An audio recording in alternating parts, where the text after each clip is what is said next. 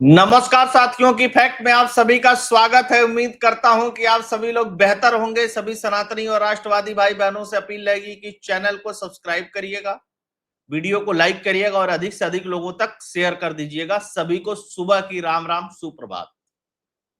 Supreme court और high court, अक्सर आप लोगों ने सुना होगा कि हाई कोर्ट का फैसला आता है, सुप्रीम कोर्ट कुछ टिप्पणी करके उस पर अपना दूसरा जजमेंट पास कर देता है, लेकिन ऐसा नहीं है। हाई कोर्ट के एक जज के सारे फैसले पलट दिए गए। 174 फैसले उन्होंने दिए थे, 174 के 174 फैसले पलट दिए गए। यह जज है Punjab and Haryana high court के पूर्व जज हैं बेसिकली सुरेश्वर ठाकुर। और ऐसा अजीबोगरीब मामला पहले भारत के इतिहास में, जुडिशरी के इतिहास में कभी देखने को नहीं मिला और ना मुझे लगता है कि कभी आगे देखने को मिले, क्योंकि ये कोलेजियम सिस्टम का एक बहुत बड़ा फेल्योर है।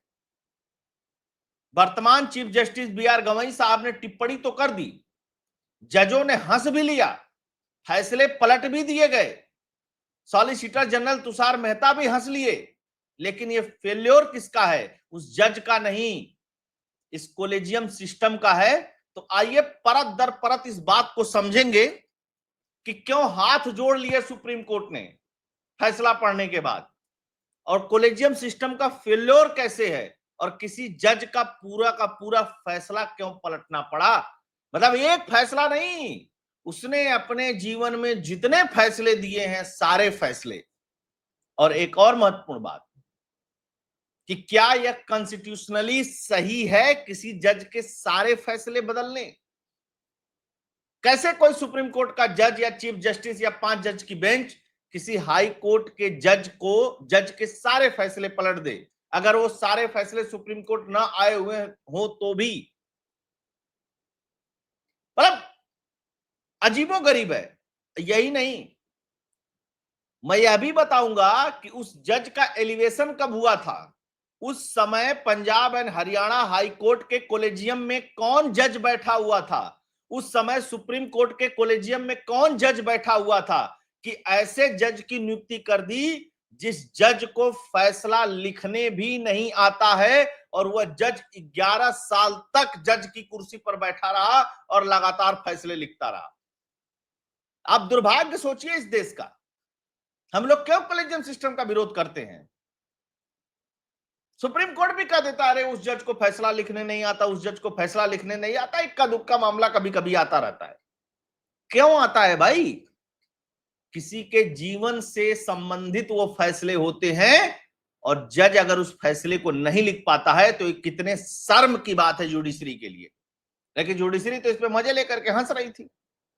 अच्छा सुनिए, Supreme Court struggle to the decode retired justice Sureshwar Thakur complex judgment. Complex judgment नहीं है, जजमेंट में ऐसी ऐसी इंग्लिश लिखी हुई है, ऐसे ऐसे रेफरेंसेस लिखे हुए हैं, ऐसी ऐसी बातें लिखी हुई हैं कि सुप्रीम कोर्ट के जज यही नहीं समझ पा रहे हैं कि जिसने फैसला दिया है, यानी पूर्व जस्टिस सुरेश्वर ने जो फैसला दिया है, वो फैसले में कहना क्या चाहते हैं। मतलब अच्छा, कुछ प्रावधान ऐसे ऐसे हैं, जैसे एक एनएचआई के मामले में इसी सुरेश्वर ने फैसला दिया, जस्टिस सुरेश्वर ने फैसला दिया, पूर्व जस्टिस सुरेश्वर ने फैसला दिया कि भैया एनएचआई के काम कॉन्ट्रेक्चुअल हो सकते हैं, परमानेंट नहीं हो सकते। अच्छा बताइए, कभी होता है? कॉन्ट्रेक्चुअल को हमेशा हटा दिया जाता है कि भाई जो ठेकेदारी पे काम होता है उसको हटा दिया जाए, परमानेंट भी जो काम है वो किया जाए, वो ज्यादा अच्छा माना जाता है। जब परमानेंट नहीं कर पाते हैं तब लोग मानते हैं कि ठेकेदारी पे काम कर लिया जाए, कॉन्ट्रैक्ट बेसिस पे काम कर लिया जाए। खैर, अच्छा, इन साहब को जब ये यहां से रिटायर हुए तो इन साहब को पंजाब सरकार ने एनआरआई का जो एक क्या बोलते हैं उसको, आयोग है, उनका अध्यक्ष बना दिया। एनआरआई आयोग का मतलब, एनआरआई आयोग का अध्यक्ष मतलब इंग्लिश और माशाल्लाह। मतलब कितनी जबरदस्त अंग्रेजी हो गई होगी कि अब जज साहब ऐसी इंग्लिश लिख देते हैं कि सुप्रीम कोर्ट का जज भी नहीं समझ पाता है। तो अब इनको डायरेक्ट अंग्रेज समझेंगे, इस पे भी सुप्रीम कोर्ट ने मजा लिया कि चलिए अब इनका जो बर्डन है वो अब एनआरआईओ के ऊपर गया। खैर, पूरा फैसला सुनिएगा, बड़ा मजा आएगा है। अच्छा, सबसे पहली बार इनका एक फैसला आया जिसको पलटा गया, काफी महीने हो गए, मई की बात है, रिसेंट वाला भी बताऊंगा। जस्टिस सूर्यकांत, दीपांकर दत्ता और विजय बिश्नोई की बेंच जो थी वो बैठी हुई थी एनएचआई के एक मामले पे। इन्होंने ऐसा फैसला इसमें लिखा था, ऐसा फैसला लिखा था कि जज साहब कह रहे हैं कि हम लोग डिकोड कर रहे हैं कि मामला क्या है। तुषार मेहता ने भी कहा कि NRI will have the understand English not the resident Indian. कह रहे जो इंडियन है वो तो इंग्लिश, इनकी इंग्लिश समझ नहीं पाते हैं, इनकी इंग्लिश एनआरआई समझेंगे। गजब हाल है भाई। मतलब हम लोग हंसे तो ठीक, सुप्रीम कोर्ट इस जज के ऊपर हंसने का कोई अधिकार नहीं।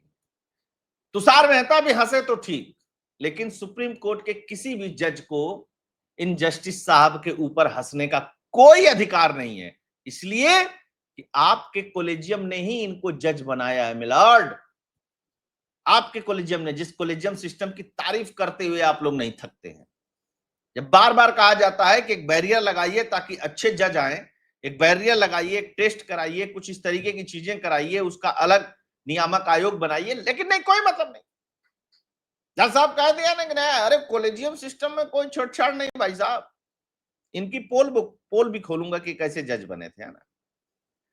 अब चीफ जस्टिस क्या कर रहे हैं कि सौभाग्य से वह रिटायर हो गए, हाई कोर्ट के उनके सभी फैसले रद्द कर दिए गए। सीजीआई गवई ने,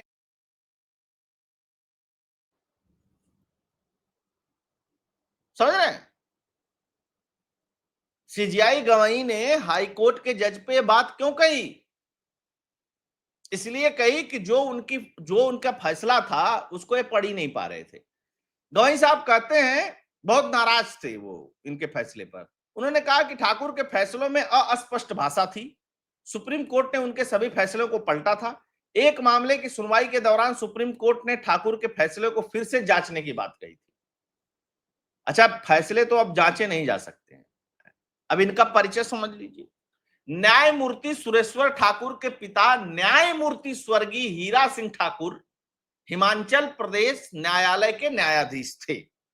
मतलब अनोखा, जज साहब इनके पिताजी थे, तो मतलब आप समझ गए ना, इनको भी जज बनना था, है ना। मनमोहन सिंह सरकार के समय के जज हैं, तो जज बन गए। कोलेजियम सिस्टम की खूबसूरती देखिए आप, जिस व्यक्ति को इंग्लिश में पैराग्राफ लिखने नहीं आता है, वह व्यक्ति हाई कोर्ट का जज रहता है 11 साल। क्यों? क्योंकि कभी उनके पिता भी न्यायमूर्ति हुआ करते थे।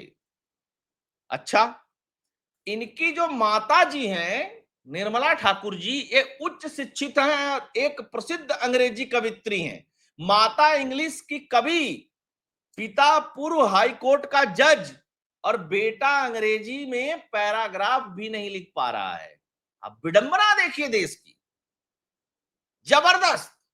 मतलब इतना अद्भुत काम कभी हो सकता है क्या? आपको लगता है भारत में हो सकता है?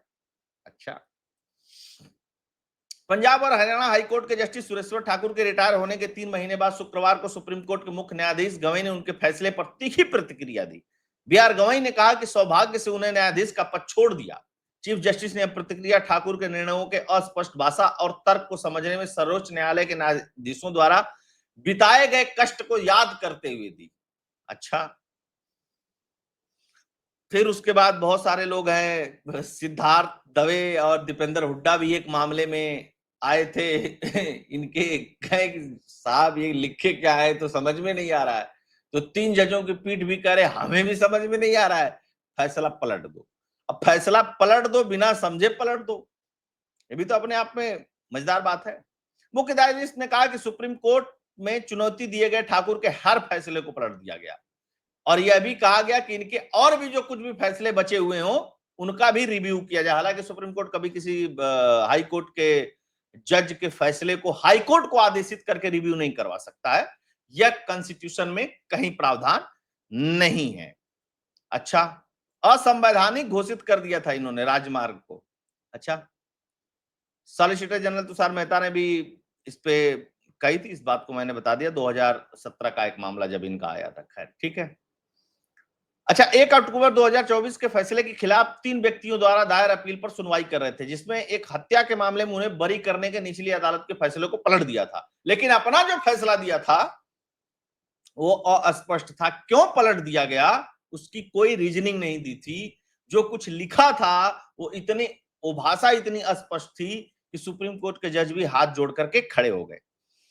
अब थोड़ा सा इन जज साहब के बारे में और समझ लीजिए, इनकी नियुक्ति के बारे में। जब ए Punjab and Haryana high court में जज बनते हैं तो वहां पे चीफ जस्टिस होते हैं रंजन गोगोई साहब। रंजन गोगोई जो एक समय चल करके भारत के चीफ जस्टिस भी बने। रंजन गोगोई जाहिर सी बात है चीफ जस्टिस हैं तो Punjab and Haryana high court के कॉलेजियम के हेड रहे होंगे, ठीक। और सुप्रीम कोर्ट में चीफ जस्टिस उस समय थे एच.एस. कपाड़िया साहब। एच.एस. कपाड़िया साहब सुप्रीम कोर्ट के उस समय चीफ जस्टिस थे, तो यानी कि वो भी कॉलेजियम में रहे होंगे। तो ये जो कॉलेजियम सिस्टम में जज साहब लोगों ने इनका एलिवेशन किया, उसका आधार क्या था, तो किस आधार पे किया था, यह अपने आप में समझने वाली बात है। इसीलिए कहा जा रहा है कि मिलार्ड कोई फिल्टर लगाइए, कोई एग्जाम करवाइए, ताकि ऐसे जज आ सके जो कम से कम फैसला तो लिख सके। वो भी कोई दूसरी भाषा में नहीं लिखना है यार, इंग्लिश भाषा में ही लिखना है। हाई कोर्ट की प्रैक्टिस इंग्लिश में, हाई कोर्ट का ऑर्डर इंग्लिश में, सुप्रीम कोर्ट की प्रैक्टिस इंग्लिश में, सुप्रीम कोर्ट का ऑर्डर इंग्लिश में। माताजी इंग्लिश की कवि, पिताजी पूर्व जज, बेटा 11 साल जजरा, फैसला लिखने नहीं है, पूरा फैसला पढ़। अब आप दूसरे नजरिए से इस चीज को देखिए। आप सोचिए कि इतने दिन तक इन्होंने पेंशन भत्ता सब कुछ लिया, हाई कोर्ट की एक पीठ को कब्जा करके रखा, इतने फैसले दिए, इतने क्लाइंट परेशान हुए होंगे वकीलों के, कितने लोगों को समस्या हुई होगी, टैक्स पेयर का पैसा इतना फूका गया होगा, और अंत में रिजल्ट क्या निकला, जीरो। इसीलिए मैंने कहा कि सुप्रीम कोर्ट और हाई कोर्ट कॉलेजियम को भी इस पे सोचना चाहिए। हंसने का विषय नहीं है सिर्फ जज साहब पे हंस लिया और काम खत्म हो गया ना, ये बहुत बड़ा फेल्योर है कॉलेजियम सिस्टम का, और इस तरीके के तमाम मामले आ रहे हैं। लेकिन जज साहब है, कोई कर क्या लेगा, मैं कुछ भी लिख दूं, है टिप्पणी तो कर सकते हो, कुछ कह ही तो सकते हो, सुप्रीम कोर्ट जाएगा तो फैसला पलट सकते हो। अब मान लीजिए कि सुप्रीम कोर्ट में अगर इनका एलिवेशन हो जाता, मान लीजिए, जब भाई high court collegium supreme court collegium इनको हाई कोर्ट का जज बना सकती है, तो सुप्रीम कोर्ट कॉलेजियम क्यों नहीं इसको सुप्रीम कोर्ट का जज बना सकती है। अब सुप्रीम कोर्ट के जज बन जाते और इसी तरीके का फैसला लिखते, तो कौन सी कोर्ट पलटती उसको, बताइए, भारत की कौन सी कोर्ट पलटती सुप्रीम कोर्ट के फैसले को। चलिए हाई कोर्ट का तो था, फैसला आया, लोग हाई कोर्ट में उनको समझ में नहीं आया तो सुप्रीम कोर्ट चले आए। कोई व्यवस्था है इस देश में, नहीं, कोई व्यवस्था नहीं है। इसलिए कहा जा रहा है कि कॉलेजियम सिस्टम को बदलिए, एग्जाम करवाइए, कम से कम हाई कोर्ट के जजों के लिए तो कर ही दीजिए वर्तमान में, क्योंकि 25 हाई कोर्ट है जिसमें हजारों जज काम करते हैं। लेकिन सुप्रीम कोर्ट कह रहा ना, अरे कॉलेजियम नहीं हटेगा, ये तो अपना एकाधिकार है। इंडिपेंडेंट जुडिशरी के नाम पे जो कुछ खेल है वो कैसा खेला जा रहा है, ये आप लोगों के सामने पड़ा हुआ है। अब आप इस पे निर्णय करिएगा कि आप क्या सोचते हैं इस पूरी व्यवस्था के बारे में।